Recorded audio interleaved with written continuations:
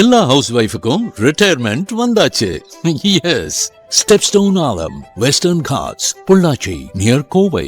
20 plus luxurious amenities, lowest maintenance cost, rupees 37 lakh.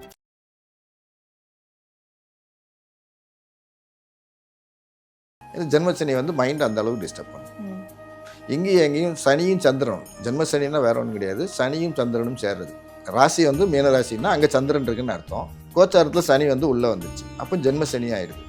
அப்போ சந்திரனும் சனியும் சேரும்போதுனா அலைச்சல். சந்திரனுங்கிறது மனசு, சனிங்கிறது ஒரு இடைஞ்சல். அப்போ மனசு எவ்வளோ தூரம் டிஸ்டர்ப் பண்ண முடியுமோ அவ்வளோ டிஸ்டர்ப் பண்ணும். இப்போ ஒரு வயசு தாண்டும் போது என்ன ஆகுன்னா ஒரு மெச்சூரிட்டி வந்துடும். சரி, இது இப்படி தான் இருக்கும், இப்படி தான் அடிப்பான் அப்படின்னு தெரிஞ்சு அதுக்கு ஏற்ற மாதிரி உடம்பை திருப்பி கொடுத்துக்கலாம். சின்ன வயசு என்னென்னா எந்த பக்கம் அடிவாங்கன்னு தெரியாமல் முகத்தை நீட்டுவாங்க.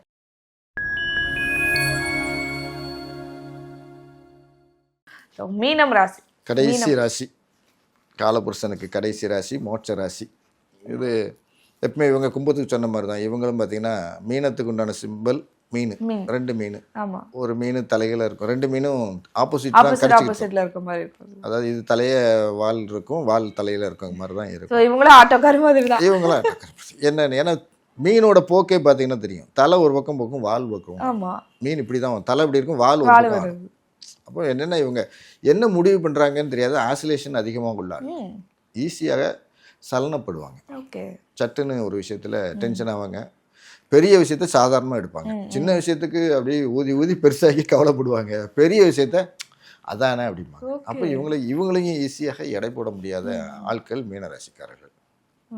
பெரிய இடி விழுதுன்னா இடி தானே விழுந்துச்சும்பாங்க. ஒன்றும் இல்லாத ஒரு பட்டாசு கொடுத்தனா அப்போ எனக்கு தாங்க முடியும். அப்போ சின்ன விஷயத்தை பெருசாக்குவாங்க, பெரிய விஷயத்தை சின்னதாக இருப்பாங்க. அப்போ எடை போட முடியாத மனிதர்கள் மீனராசிக்காரர்கள். மீனோட கேரக்டர்ஸ், அங்கங்கே நடக்கிற தவறு எல்லாம் இவங்க கண்ணில் தான் கரெக்டாக படும், எவன் தப்பு பண்ணாலும். அப்போ இவங்க என்ன வேலைக்கு லாய்க்குன்னு பார்த்தீங்கன்னா சூப்பர்வைசன் வேலைக்கு லாய்க்கு, சிஐடி வேலைக்கு லாய்க்கு. ஊரில் இருக்கிற தப்பெல்லாம் கண்டுபிடிக்க சிஐடி வேலைக்கு இவங்கெல்லாம் லாய்க்கானவங்க. அப்போ அந்த வீட்டு அதிபதியே குரு ஆயிடுதாரு. அப்போ இவங்ககிட்ட என்னென்னா நியாயம் இருக்கும். ராசியாதிபதி குரு, 1க்கும் 10க்கும் உடையவர். அப்போ தொழில் திறமை விஷயங்கள்லாம் உண்டானா நல்லா உண்டான நியாயமான ஆள்னா நியாயமான ஆள். இப்போ கோச்சாரத்தில் குரு 10ஆம் வீட்டை பார்த்துட்டு இருக்கனால மீனராசிக்காரர்களுக்கு தொழில் சுமூகமாக நடக்கும். ஆனால் அதை நடக்க விடாமல் இடைஞ்சல் பண்ணதுக்கு நம்ம பெரிய ஆள் உள்ள வராரு. 11க்கும் 12க்கு கூடிய சனி மீனராசிக்குள்ளே என்ட்ரு ஆகிட்டார். அப்போ என்ன ஆகும், 11 12 கூடிய வந்தானா லாபத்தை கெடுப்பார், விரயத்தை கொடுப்பாரு. மீனராசிக்கு 7.5 சனி உள்ளே வந்து அவர் டிஸ்டர்பன்ஸை அவர் ஆரம்பிப்பார். அப்போ அந்த வயதுக்கு ஏற்ற மாதிரி. இப்போ சின்ன வயசில் 7.5 சனி வருதுன்னா மீனராசிக்காரில் இருந்தாங்கன்னா பிரச்சனை கிடையாது, அம்மா அப்பா கண்ட்ரோலில் இருக்காங்க, பாஸ் ஆகிடும். ஒரு 30 நியர் 45 இந்த ஏஜில் இருக்கவங்க என்ன அப்போ தான் லைஃபோட பணம் தேடுதல்களும் லைஃப் செட்டில்மெண்ட் இவங்கள ரொம்ப டிஸ்டர்ப். ஏன்னா ஜென்மசனி வந்து மைண்ட் அந்த அளவுக்கு டிஸ்டர்ப் பண்ணும். இங்கேயும் எங்கேயும் சனியும் சந்திரனும், ஜென்மசனின்னா வேற ஒன்றும் கிடையாது, சனியும் சந்திரனும் சேர்றது. ராசி வந்து மீனராசின்னா அங்கே சந்திரன் இருக்குன்னு அர்த்தம். கோச்சாரத்தில் சனி வந்து உள்ளே வந்துடுச்சு, அப்போ ஜென்ம சனி ஆயிடுது. அப்போ சந்திரனும் சனியும் சேரும்போதுனா அலைச்சல். சந்திரனுங்கிறது மனசு, சனிங்கிறது ஒரு இடைஞ்சல். அப்போ மனசு எவ்வளோ தூரம் டிஸ்டர்ப் பண்ண முடியுமோ அவ்வளோ டிஸ்டர்ப் பண்ணும். ஒரு வயசு தாண்டும் போது என்ன ஆகுன்னா ஒரு மெச்சூரிட்டி வந்துடும். சரி, இது இப்படி தான் இருக்கும், இப்படி தான் அடிப்பான் அப்படின்னு தெரிஞ்சு அதுக்கு ஏற்ற மாதிரி உடம்பை திருப்பி கொடுத்துக்கலாம். சின்ன வயசு என்னன்னா எந்த பக்கம் அடி வாங்கன்னு தெரியாமல் முகத்தை நீட்டுவாங்க, எப்படியாச்சும் வந்து அதை தாண்டி போயிடலாம், அதிகமான அடியை வாங்குவாங்க. அப்போ முகத்தை நீட்டு தெரியாமல் நீட்டிக்கிடுவாங்க.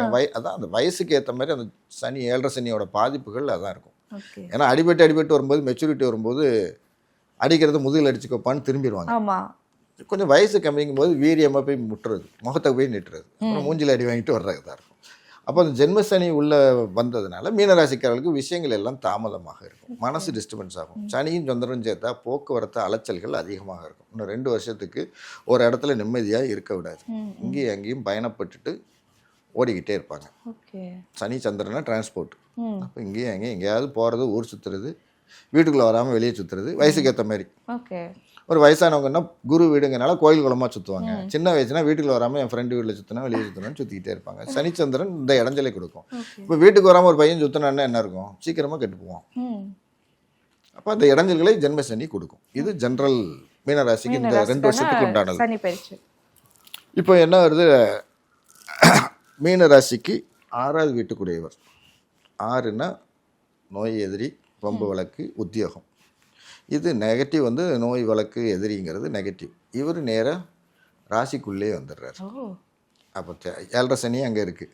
இந்த வம்பு வழக்கு அவமானம் எதிரிங்கிறதும் உள்ளே வந்து உட்காருது. அப்போ இந்த 1 மாதம் இதில் உஷாராக இருக்கணும். ஓகே, எல்லாத்துலேயும் உஷாராக இருக்கணும். இதில் அப்போ சனி அங்கே இருக்குது, 6ஆம் வீட்டாதிபதி உள்ளே வராருன்னா அப்போ உத்தியோகம் கிடைக்குமான்னு கேட்டால் சனியும் கொடுப்பார். ஆனால் உத்தியோகம் எப்படி இருக்குன்னா உத்தியோகத்தில் இடைஞ்சல் அதிகமாக இருக்கும். ஏன்னா சூரியனுக்கும் சனிக்கும் ஆகாது. 6ஆம் வீட்டாதிபதி சூரியன் உள்ளே வராரு, சனி அங்கே இருக்காரு. அப்போ உத்தியோகத்தில் மன நிம்மதி இல்லாத இடைஞ்சல் இருக்கும். உத்தியோகம் கிடைக்கும், புது வேலை கிடைச்சாலும் மனசு நிம்மதி இல்லாமல் இடைஞ்சல்களாக இருக்கும். அந்த வீட்டுக்கு 2 கூடிய செவ்வாய், 2க்கும் 9க்கும் உடைய செவ்வாய் 12ஆம் வீட்டில் இருக்கார். அப்போ விரயத்தில் வருமானம் வந்த வேகத்தில் கையை விட்டு போகக்கூடிய அமைப்பு இந்த 2ஆம் தேதி வரைக்கும் அவங்களுக்கு இருக்கும். 4வது மாதம் அது முடிஞ்ச உடனே அந்த வருமானத்துக்குரியவர் ராசிக்குள்ளே வந்துடுறாரு. வரும்போது அது ஒரு நல்ல விஷயம். வருமானத்துக்கும் பாக்கியத்தையும் கொடுக்கக்கூடிய ராசிக்குள்ளே வந்துடுறாரு. அது ஒரு நல்ல விஷயம். வருமானம் நல்லா ஸ்மூத்தாக இந்த ஒரு 10 நாள் வரைக்கும் இடைஞ்சலாக இருக்கும்.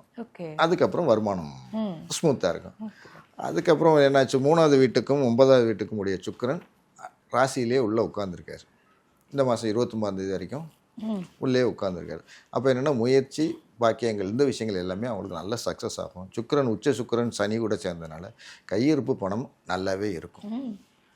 இந்த முதல் 10 நாள் விரையாதிபதி 2 கூடியன் விரயத்தில் உட்காந்துட்டு இருக்குது. மற்றவங்க அந்த 10 நாளை கொஞ்சம் பத்திரமா கடந்தாங்கன்னா கையிருப்பு பலன் சேஃப்டியாக அந்த மாதம் ஃபுல்லாத்துக்கு சேஃப்டி பண்ணிடலாம். இதுதான் மீனராசிக்கு உண்டான விஷயம். அது மாதிரி 4க்கும் 7க்கும் உடையவர் அவரும் 7ஆம் தேதி ராசிக்குள்ளேயே வந்துடுறாரு. அது ஒரு நல்ல விஷயம். அப்போ சுகஸ்தானம் கணவன் மனைவிங்கிற இணைவு ஒற்றுமைங்கிறது இந்த மாதம் அவங்களுக்கு வந்துடும். சனி இருக்கிறது ஒன்று ஒரு ஹெவியான டிஸ்டர்பன்ஸ், வேறு ஒன்றும் கிடையாது. மற்றபடி மீனராசிக்காரர்களுக்கும் ஓட்டிடலாம். முதல் 10 நாள் கொஞ்சம் சின்ன ஹடில்ஸு, அதுக்கப்புறம் it pass away. Okay sir, pass mark கொடுத்துடலாம். Okay sir. ஸோ எல்லா ராசிகளும் பார்த்தோம் எப்படி இப்படி இருக்க போகுது, ஒரு ராசிக்கும் இந்த பங்குனி மாதம் எப்படி இருக்கும் அப்படின்றத பார்த்தோம். ஸோ ரொம்ப தெளிவாக எல்லாருக்கும் சொன்னீங்க. மிக்க நன்றி.